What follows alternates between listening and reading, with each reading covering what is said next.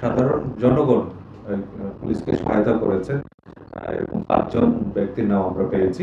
এই 5 জন ব্যক্তিকে কিন্তু তাদের এই যে সাহসিকতার জন্য আমাদের ডিওপি কমিশনার জনাব শেখ মোহাম্মদ সাজ্জাদ আলী এনডিসি স্যার তাদের জন্য প্রত্যেককে 5,000 টাকা করে পুরস্কারের ঘোষণা দিয়েছেন এবং তাদেরকে অক্সিলারি পুলিশ অফিসার হিসেবে নিয়োগ প্রদানের ঘোষণা দিয়েছেন। এই বিষয়টা আপনাদের অবগত করে রাখলাম।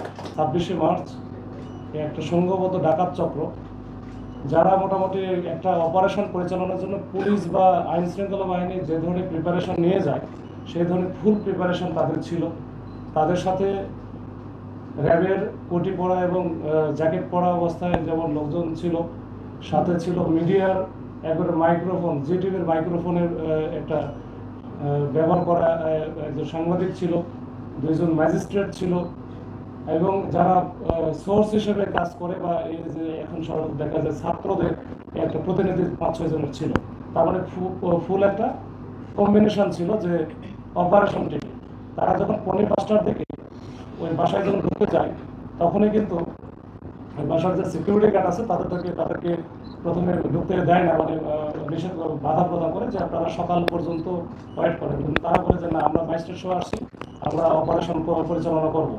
তো একটা পর্যায়ে কিন্তু তারা প্রাচীর চককে ভিতরে ঢুকে ওই মেইন গেটটা খুলে দেয় এবং তাদের যে সিকিউরিটি গার্ড এবং কেয়ারটেকার যারা আছে তাদেরকে বেঁধে ফেলে। নিচতলায় ছিল MS সোর্সিং নামে একটা প্রতিষ্ঠান আছে, তাদের একটা অফিস। নিচতলা, 3 তলা এবং 4 তলা এই তিনটাই ছিল MS সোর্সিং। 2 তলাতে ছিল একটা আউটসোর্সিং একটা ফার্ম ছিল। আর 5 তলা এবং 6 তলাতে যে থাকতো মালিক নিজেই, তাদের ডুপ্লেক্স বাসা আছে। তাদের উদ্দেশ্য ছিল আসলে ডুপ্লেক্স বাসায়, কিন্তু তারা ডুপ্লেক্স বাসায় যাওয়ার আগে নিচে থেকে শুরু করছে এই যে কনসালটেন্সি ফার্ম এবং একটা MS আউটসোর্সিং। এইখান থেকে তারা একেবারে তছনছ করে ওখান থেকে মোটামুটি সব মিলে প্রায় 36 লক্ষ টাকার মতো তারা ওখান থেকে নিয়ে ফেলে, যেটা আমরা সিসি ক্যামেরাও দেখেছি, ফুটেজে দেখেছি। এরপরে তারা উপরেও যায়, উপরে একবারে 5 তলা এবং 6 তলা যেটা ডুপ্লেক্স বাসা ছিল। এই যে দায়ান আজাদ তানভীর ওখানে থাকে না, ওনার হচ্ছে বাবা ছিল, মা ছিল। তাদের মায়ের কাছ থেকে ওই যে গলায় স্বর্ণের চেন ছিল, কানের দুল ছিল, এগুলো সহ প্রায় 3 ভরির মতো একটা স্বর্ণ ওখান থেকে নেয় এবং নগদে 1,20,000 টাকার মতো ছিল, সেটাও ওখান থেকে নেয়।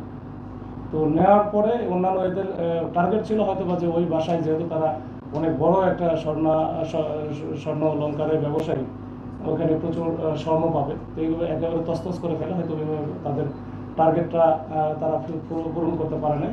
ইতিমধ্যেই এই 10-15 মিনিটের মধ্যে কিন্তু 999-এ পুলিশের কাছে একটা ফোন আসে যে এখানে এই বাসায় ডাকাত পড়ছে। তখন পুলিশের যে টিমটা ছিল, পেট্রোল টিম, এই পেট্রোল টিম তাৎক্ষণিকভাবে রেসপন্স করে এবং তারা ওইখানে যখনই আসে তখন তো হচ্ছে পাশে যারা এই যে কনস্ট্রাকশন বিল্ডিংয়ের কাজ চলছিল, তখন তারাও বুঝতে পারে যে আসলে আমরা যা এতক্ষণ দেখছিলাম যে এটা হচ্ছে একটা অপারেশন পরিচালনা করতেছে র্যাবের পরিচয়ে, আসলে র্যাবের পরিচয় না, এটা তো ডাকাতি হচ্ছে। তখন এই কয়েকজন যখন জয়েন করেছে তখনই ওরা উপরে থেকে বুঝতে পারে আসলে তখন তাৎক্ষণিকভাবে কিন্তু তারা দৌড়াদৌড়ি করে নিচে নেমে এসে পালানোর চেষ্টা করতেছিল। পুলিশের সামনে পড়ার কারণে তাদের কাছে তো ওই যে দেশীয় অনেক সরঞ্জামাদি ছিল, বিশেষ করে সেলারেস থেকে শুরু করে রড টড ছিল, এগুলো দিয়ে পুলিশের সাথে তাদের একটা হাতাহাতি অবস্থা হয়ে যায়। পুলিশকে তারা অ্যাসল্ট করে, 2 জন পুলিশ আমাদের গুরুতর ওইখানে আহত হয়।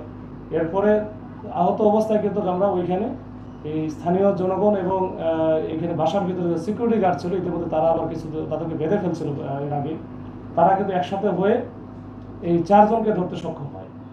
4 জনকে ধরতে সক্ষম হয়, বাদবাকিগুলো এরা কিন্তু পালায় যায়। তাদের মাইক্রো ছিল প্রায় 3টার মতো, এই 3টা মাইক্রো নিয়ে তারা চলে যায়। তো এই 4 জনকে যে আমরা স্পটে ধরার পরে তাদের কাছ থেকে আমরা বিস্তারিত তথ্য আমরা জানার চেষ্টা করি, অনুসন্ধান করতেছি, অনুসন্ধান অব্যাহত আছে। এর প্রেক্ষিতে কিন্তু গতকালকে রাত্রে আমরা একটা মাইক্রোবাস, যেটা ডাকাতের কাছে ব্যবহৃত হয়েছিল, এই মাইক্রোবাস এবং সাথে আমরা 2 জনকে ধরি। তো মোট আমরা 6 জনকে এখন পর্যন্ত 4 জন আমরা স্পট থেকে ধরেছি, আর 2 জনকে আমরা পরবর্তীতে গতকাল রাত্রে ধরেছি। আমাদের অভিযান অব্যাহত আছে। এইখানে যে যারা ডাকাত দল যারা ওখানে গেল, তাদের পরিহিত যে ক্যাপ ছিল, র্যাবের কোটি ছিল, জ্যাকেট ছিল, আমরা কিছু উদ্ধার করেছি, আপনারা দেখেছেন। এবং তাদের যে এই ডাকাতি কাজে ব্যবহৃত যে সেলাই রেঞ্জ থেকে শুরু করে অন্যান্য জিনিসপত্র আমরা কিছু দেশের সরঞ্জামাদি আমরা পেয়েছি, যেগুলো আমরা এখানে নিয়ে আসি।